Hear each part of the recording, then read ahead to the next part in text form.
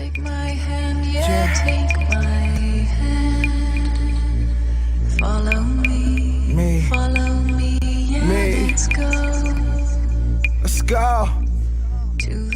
Monday vibes, good people. Hope everybody's doing okay. Had to shake it up a little bit, kind of reporting to you from my bedroom tonight. This is basically my birthday, so I don't have all the screens and all that stuff like that. I figured we'd just kind of have a direct conversation. Anyway, let's jump into this episode called Work Ethic. For those that are new to my channel, definitely welcome you to my media couch. Let's talk life, love, entertainment, and everything else in between. For those that have been riding with me since day one, I appreciate and love you. Okay.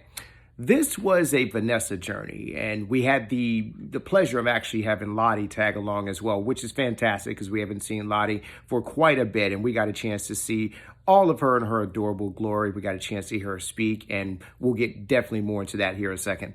But this is basically a journey that Vanessa took to what is basically be reimagined as Tyler Perry Studios. As we've seen, no one in Atlanta or anyone that has anything to do with the aesthetic here in the city is safe from the pen of the Atlanta writers. If you are here, you are making an impact, or you've done something in any way, shape, or form that's noticeable or notable, the writers may come for you in some way, shape, or form. And Tyler Perry's big thing is that we've always kind of looked at him as either a hero in some ways and a part of the problem in some other ways. A hero because obviously this man has done what no other person has done in terms of a person of color here in Georgia or in the United States, and that is to have their own film studio in terms of the land, in terms of the prestige, and to be able to bring that to a specific area and have bigger movies that have been multi-billion-dollar selling pictures and TV shows, and to be able to offer all this opportunity to different people and to basically build their own black utopia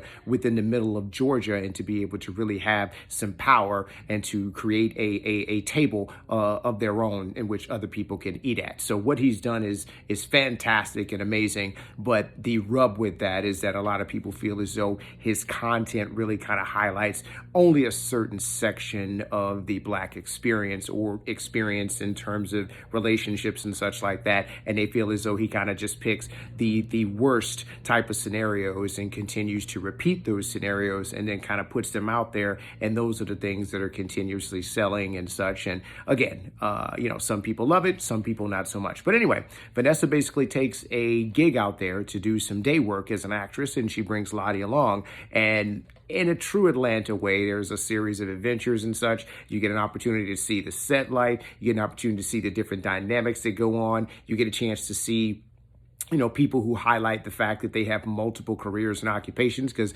that's what you have to do to survive in the wonderful city of Atlanta, Georgia here. So it really highlights all of that as she's kind of walking through the different scenarios. So Anna's on set. She's in a particular scene. Lottie's in the audience, and everything is going swimmingly well. And then all of a sudden, in the middle of the scene, Lottie decides to kind of speak up because she feels as though the man is being mean.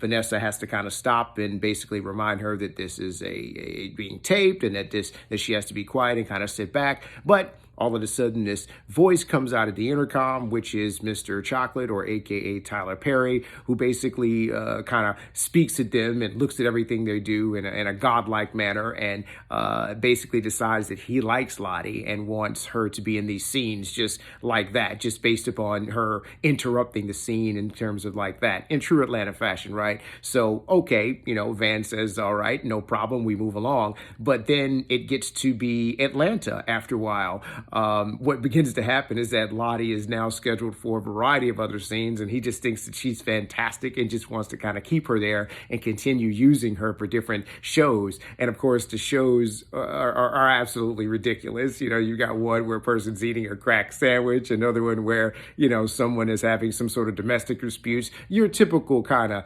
Tyler Perry type of themes and tropes that sometimes, he puts out there in terms of different films and such like that. So she's going through all of these, and all of a sudden, Vanessa's not there in the room with her anymore, and they continue taking her to different scenes and different areas and such like that. And so Vanessa's like, okay, wait a minute, this is crazy, to the point where, Vanessa gets upset and goes to the forbidden area where Mr. Chocolate is, and has an opportunity to meet a Teddy Perkins-like character, which I think is portrayed by Donald Glover as well, and it's absolutely hilarious. Their whole interaction, the way the scene is set up, the way that they're kind of portraying Tyler Perry as this loopy guy who is basically just kind of putting different scenes together just because, you know, it makes sense to him in his world because he has no other writing team around him as well. And I think that's the thing that they were kind of laminating within the episode as well, is that as far as we know, and I think Tyler Perry has admitted this on different occasions, that he really doesn't have a writer's room per se. Pretty much a lot of the scripts and things that he comes up with are things that he types and puts together.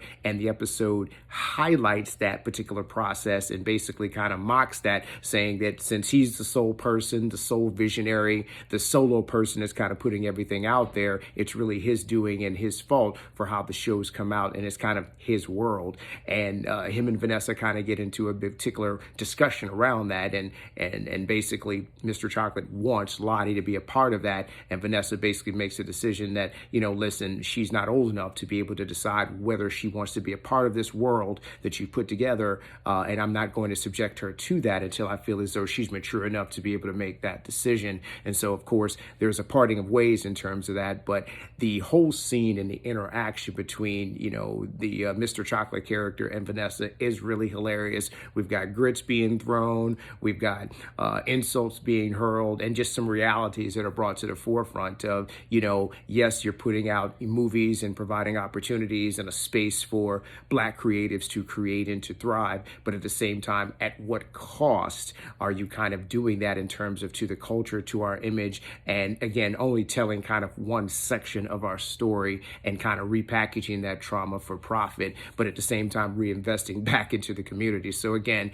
as I said in the beginning, some people look at him as a hero, some people look at him as more of a part of the problem. So it was very good in terms of being able to kind of bring those dynamics together and to really have a discussion about those and kind of the fork in the road that I think a lot of different artists have to face when they're dealing with Black creativity or Black directors, is that, you know, is this something that I want to do, but also is this something that's going to reflect a certain way on my community, and how do I feel about that? Some people are fine with that. They're just kind of looking at the art and kind of continue to keep it moving. But other people think a little bit deeper about the message that's being sent and the overarching view that may come about in terms of them being a part of that project. So it was great to kind of see those dynamics play out and for that discussion to take place. But I do feel as though when Donald Glover and Tyler Perry are in the same space, it might be on site from Tyler Perry's perspective, because, whoo, the clowning that they did give him in that episode was great. But I thought it was funny. I thought it was a very